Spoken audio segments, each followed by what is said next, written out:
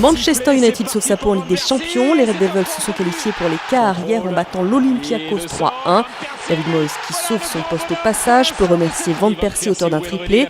Manchester a eu chaud, mais le niveau de jeu n'a pas convaincu. Oui, j'avoue que je n'ai pas été vraiment spécialement impressionné par la performance de Manchester. Je pense même qu'à côté, Manchester devrait être envieux du PSG, par exemple, d'avoir cette capacité à avoir cette maîtrise de balle, cette capacité à remonter le ballon. Pour moi, dans la coordination collective, j'ai trouvé ça assez brouillon. Autre résultat, la défaite du Borussia Dortmund 2-1 contre le Zénith Saint-Pétersbourg.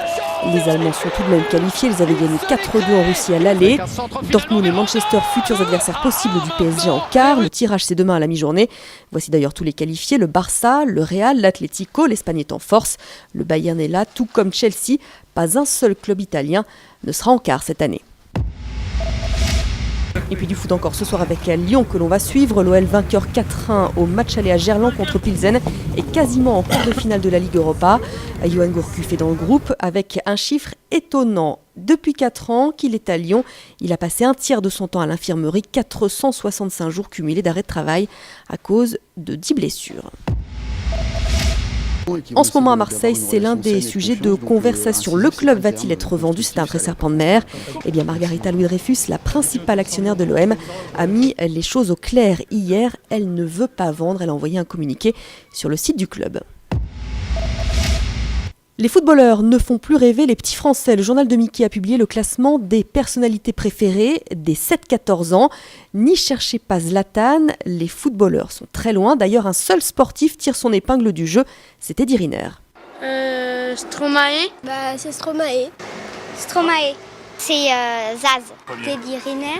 Teddy Riner est un privilégié. Seul sportif parmi les 20 premières personnalités préférées des jeunes Français, le judoka figure aux côtés de chanteurs comme Stromae ou Maître Gims, ou encore d'acteurs comme Omar Sy. Il faut dire que le sextuple champion du monde et champion olympique réunit toutes les qualités requises. Voilà, il y a un aura quand même sympathie, et ça compte énormément bien sûr. Je pense que les enfants ne sont pas du tout insensibles à la réussite et aux exploits. Ils ont envie de s'identifier à ces grands sportifs-là. Voilà. C'est sans doute pour ça qu'il faut descendre à la 33e place de ce classement pour trouver le premier footballeur, qui plus est retraité.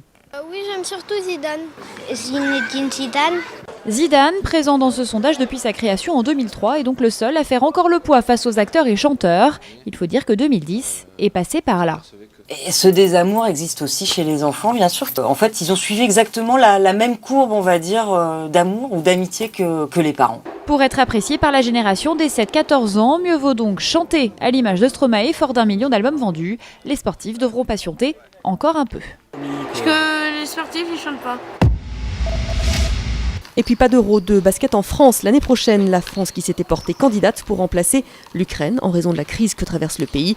Info démentie par la FIBA qui organisera bien l'événement sur le lieu de départ.